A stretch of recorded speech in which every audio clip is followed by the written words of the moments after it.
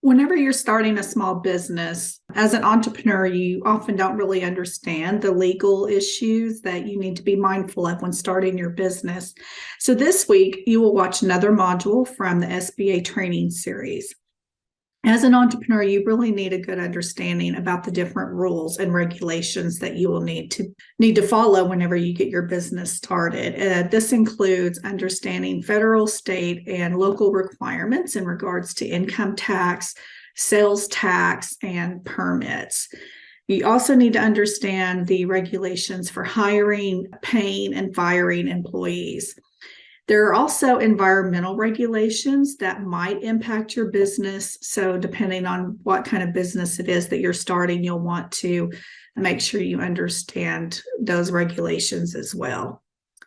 Now, some of these rules and regulations will vary by state and can also vary by city or county.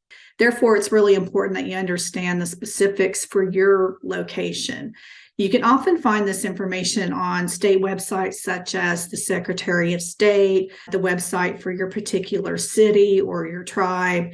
And if you find it difficult to sort through all of that information, you should contact your local SBA Small Business Development Center. These centers provide 100% free technical assistance to entrepreneurs who are starting new businesses. And by going to the local SBA office that covers your area, you're pretty much guaranteed to find people who are very familiar with the rules and regulations of your state and your particular city or county that you live in. One thing that's not covered in the module that you are going to do this week are the different rules and regulations that affect Indian country. So if you're a small business you're starting a location on the reservation, this is going to add yet another level of research that you're going to need to do, because like states, cities, and counties, tribes will often have their own set of rules and regulations. So make sure that if you're going to start a business on the reservation, that you're contacting your tribe's economic development office. Another department within your tribe that should be able to help you is the Tribal Rights Employment Office. And you're often going to hear this referred to simply as TARO. And it's really important that you learn about TARO, because even if you aren't operating your business on reservation land, there may come a point in time where you're wanting to do some business with a particular tribe, whether that's your own or another tribe. And whenever you are working with a tribal entity, working through the TARO office is going to be one of those things that you will most likely do. So you need to have a good understanding of how TARO works. And I have here a link to where you can learn all about TARO. They have a lot of good frequently asked questions. So to learn more about how TARO works, it can vary again by tribe. I know here in Oklahoma, like my tribe, the Cherokee Nation, has the TARO office, and that's where, if someone wants to work with the tribe, it goes through TARO. But I think it may be the Choctaw Nation. If you're going to do business with the Choctaw Nation, they have something different, a process that you go through. But most of the time, it's going to be the TARO office. There's some other considerations that you need to think about whenever you're doing business on reservation. And these are pertaining to things like taxes, location, permits, and funding. Now, location obviously plays a critical role in any business, and there are often gaps in products and services available on reservation that really provides a lot of opportunities for someone to come in and create a business that's filling a need in that community. And while not all reservations are the same in terms of how they are geographically located, it's really not uncommon for many reservations to be in some of the more remote rural locations. And this makes access to a lot of products and services really hard to obtain. So there is definitely some opportunities there. But likewise, the remote location of some of these communities can also make it really difficult to have a large enough customer base to ensure that a business is going to be able to operate successfully.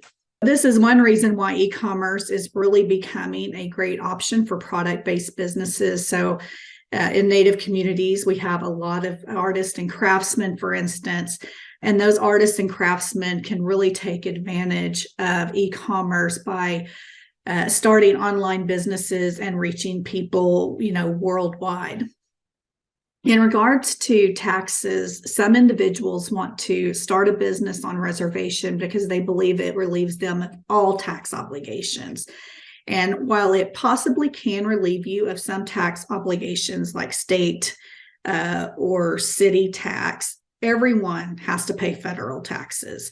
And there are really two major federal taxes a small business is going to have to consider or pay. One is the federal income tax, and the other is the federal employment tax on wages paid to employees.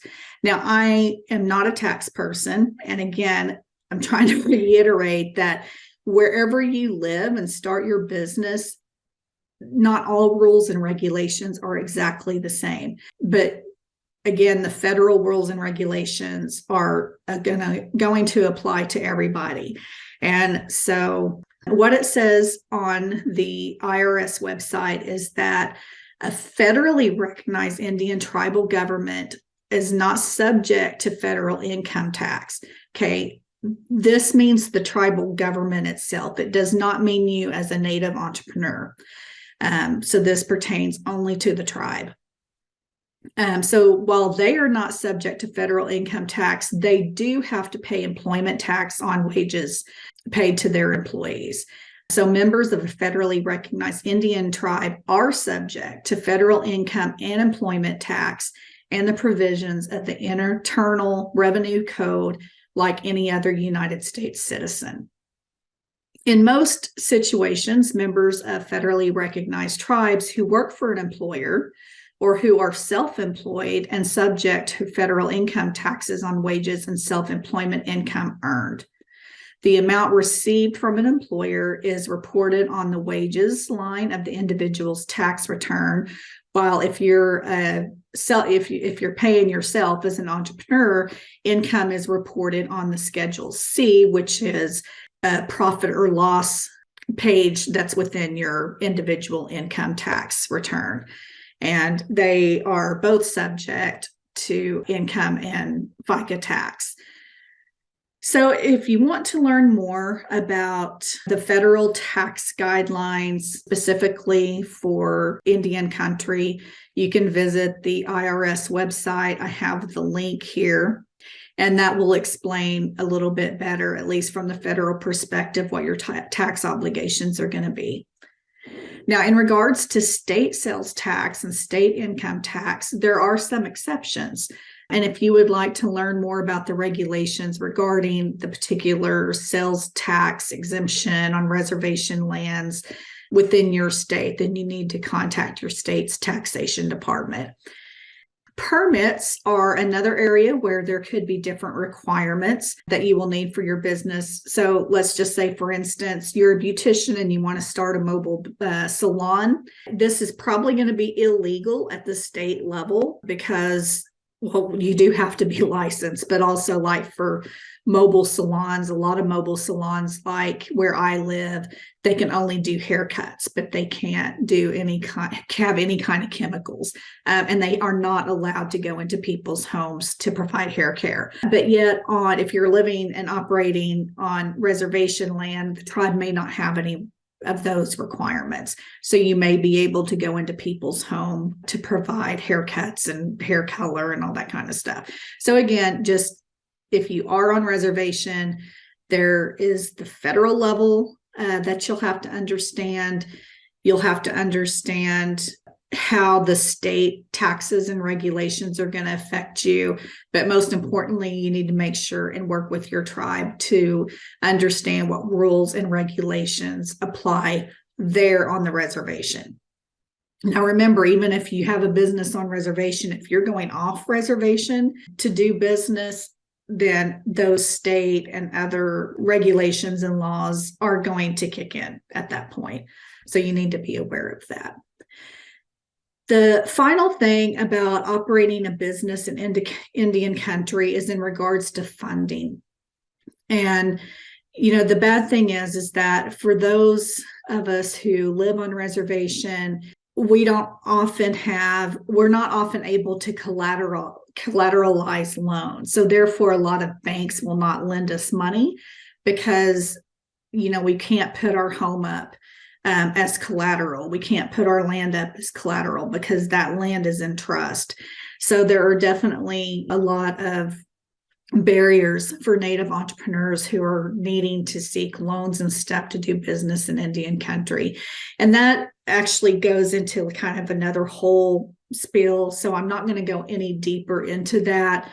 I just kind of wanted to point out these 4 areas that you really got to consider if you're going to operate a business on reservation.